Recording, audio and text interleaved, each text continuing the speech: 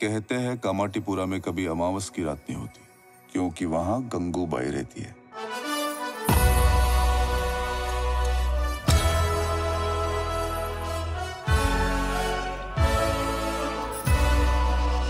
हमेशा लाइफ में ये अनप्रेडिक्टेबल चीज़ें होती है, और जब ये होती है आप दो चीज़ कर सकते हो, या तो आप कंप्लेन कर सकते हो या तो यू मेक इट वर्क। जो हम काम कर रहे थे उसकी वैल्यू बढ़ गई हमारी लाइफ में, क्योंकि इतने महीनों हम लोग घर पे बैठे थे। मुझे एक फीलिंग आया कि there are people who have loved it और पीपल हु आर डाउटफुल, पर वो हमेशा होता है। तो अपने अंदर के एक्टिंग कीड़े को सेटिस्फाई करना चाहती हूँ, अपने अंदर के हीरोइन को सेटिस्फाई करना चाहती हूँ, अपने आप को के नखरे और वो जब थोड़ा सा जो ग्रेस है उसको सेटिस्फाई करना चाहती हूँ। तो I will do everything to satisfy my self.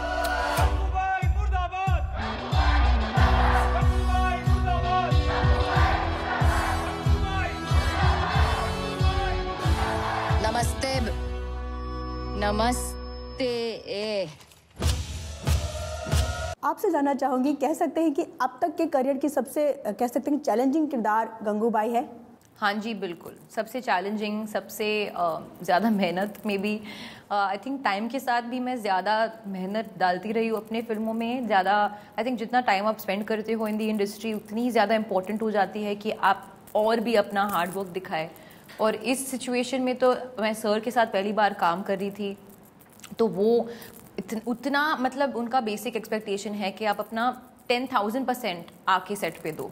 बहुत उतार चढ़ाव भी हुआ इस ड्यूरिंग पूरे फिल्म की बात करें तो किस तरह से अपने किरदार को संभाल रखा आपने, क्योंकि वो बहुत ज़रूरी था। हम हमेशा देखते हैं एक्टर्स को कि एक किरदार में घुस जाते हैं तो वो घुसे रहते हैं, उन्हें वक्त लगता है स्विच करने के लिए, बट आपने उसे 2 साल तक अपने अंदर रखा। आई थिंक मैं for the first time I think पूरी दुनिया ये सिचुएशन से गुजर रही थी, तो हम सब बाय द डे सीख रहे थे और समझ रहे थे कि क्या करें, ये सब कैसे होने वाला है। नोबडी थॉट कि हम लोग 6 महीने के लिए घर पे बैठेंगे, बट हो गया। और हमेशा लाइफ में ये अनप्रेडिक्टेबल चीज़ें होती है, और जब ये होती है आप दो चीज़ कर सकते हो, या तो आप कंप्लेन कर सकते हो या तो यू मेक इट वर्क। तो मेरा ये मानना था कि मेरे पास और कोई चॉइस नहीं था, you have to keep the spirit and energy up. पर इनफैक्ट जब भी हम ब्रेक लेके वापस आते थे, I feel our best work used to happen. तो सेकेंड मैं बोलूँगी schedule which is after pandemic, जो हमने शूटिंग की, मतलब ज़बरदस्त शूटिंग की उस टाइम पे। Like we did so many heavy sequences और गाने वाने शूट किए, and there was lots of, क्या बोलते हैं उसको, वैल्यू। जो हम काम कर रहे थे उसकी वैल्यू बढ़ गई हमारी लाइफ में, क्योंकि इतने महीनों हम लोग घर पे बैठे थे। और फिर से हमको लॉकडाउन करना पड़ा। मुझे कोविड हो गया, सर को कोविड हो गया।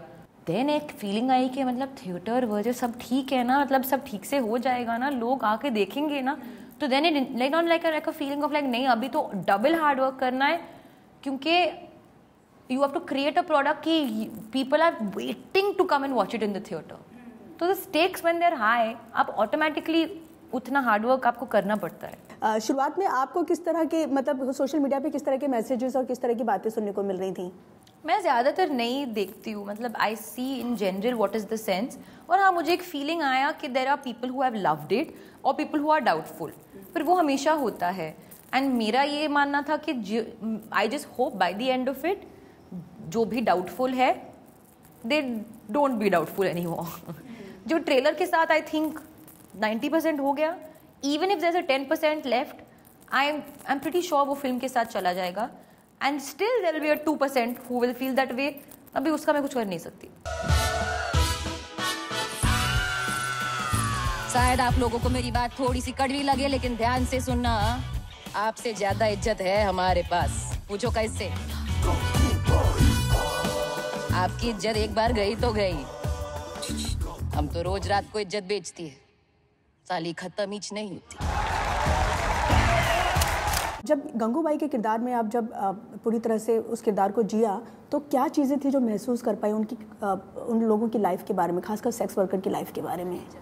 आई डोंट थिंक मैं महसूस भी कर पाऊंगी, क्योंकि एक एक्टिंग करना एकदम अलग बात होती है, महसूस एक्चुअली करना अलग बात होती है। मैंने अपने दिमाग में एक चीज़ रखा विच इज़ वो कोई जो भी हो, एक कंप्लेन होती है लाइफ से कि मुझे ये सिचुएशन में क्यों डाला, कि मैं भी एक रेगुलर ज़िंदगी जी सकती थी, पर लाइफ लाइक ज़िंदगी तूने मुझे ये सिचुएशन में क्यों डाला। तो आई थिंक वो एक sort of like fight constantly है उसकी आंखों में, but she doesn't let that bring her down. तो आई डोंट, हाँ of course I can imagine the situation, पर माई इमेजिनेशन मतलब वो एक 0.00001% भी नहीं है जो एक्चुअली जिस फीलिंग से वो गुजरते हैं. और गंगूबाई एक ऐसा किरदार है जो हमारी ज़िंदगी से जुड़ा हुआ है, लाइक मतलब हमारे बीच का किरदार है. जब ऐसे किरदार निभाती हैं उनके बारे में जब आप स्क्रिप्ट में पढ़ रही होंगी तो क्या चीज़ें गंगूबाई की आपको सबसे ज़्यादा मतलब होता है ना कि बहुत दिल को छू गई, वो क्या चीज़ था, उनका एटीट्यूड था कि क्या? एक बचपना है ना उसमें कि वो थोड़ा सा मतलब कुछ भी बोल देती है, वो मतलब सोचती नहीं है. और वो कॉन्ट्रास्ट भी है कि वो बहुत सोचती है और बहुत प्लान करती है, और सेल्फलेस भी है और सेल्फिश भी है, ह्यूमरस भी है, और मतलब गुस्सा भी बहुत आता है उसको. तो एक उसका कॉन्ट्रास्ट कॉन्स्टेंटली है, वो मुझे बहुत पसंद आया.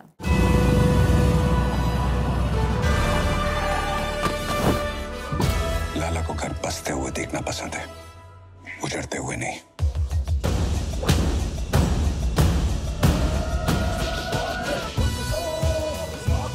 ठान लिया गंगू ने, हमारे बच्चों को इनको शिक्षा का हक दिलाकर ही रहूंगी और समाज में इंसान की तरह जीने का हक मैं लेकर ही रहूंगी.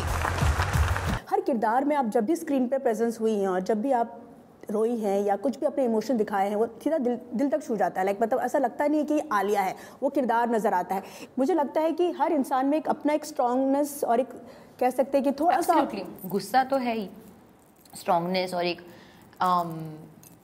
आपको बस एज एन एक्टर उसको ढूंढना है, वो है. मोस्ट ऑफ द टाइम हम दबा के रखते हैं. तो I actually lived quite like बहुत फ्रीली मैं जी हूँ इस कैरेक्टर के जरिए. और अगर हम बात करें बॉडी लैंग्वेज की, जो मुझे बहुत ही ज़्यादा पसंद आया ट्रेलर जब देखा, उसके लिए किस तरह से तैयार किया? मुझे पता नहीं है कि कैसे होता है, मैं बस कोशिश करती हूँ और हो जाता है. क्योंकि गुजराती लहजा भी आपने जो इस्तेमाल किया, हाँ, उसके लिए मैंने कोचिंग ली and I had a Gujarati tutor जिसको मैं शब्द बुलवाती थी, उनसे सुनती थी और फिर लिखती थी, और मतलब मैं वॉइस नोट करके फिर उसको फिर से थिंकिंग.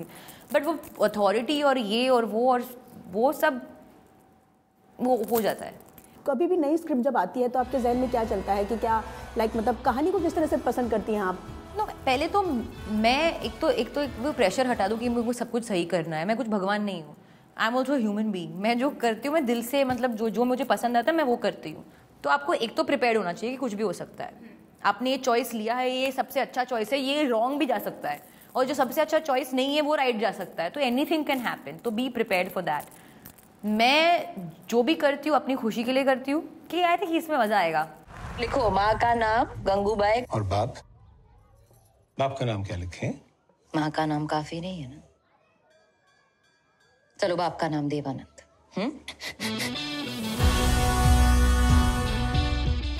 और संजय लीला बंसारी के साथ काम करने का सपना हर एक्ट्रेस का होता है. क्या इंटरेक्शन हुई थी आप दोनों के बीच में?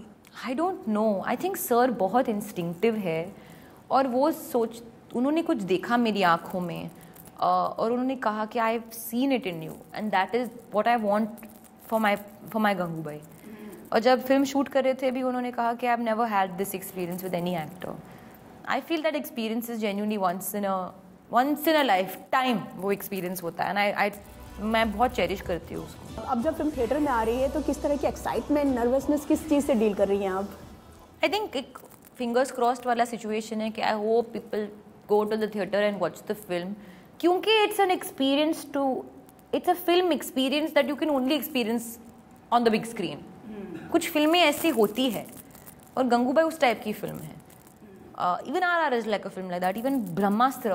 These are all films that आप अगर बड़े पर्दे पे नहीं देखोगे तो उसका फिर वो मोल नहीं है. तेजी भाई लिख देना कल के अखबार में कि आजाद मैदान में भाषण देते वक्त गंगूबाई ने आंखें झुका कर नहीं, आंखें मिलाकर अपने हक की बात की है भाई.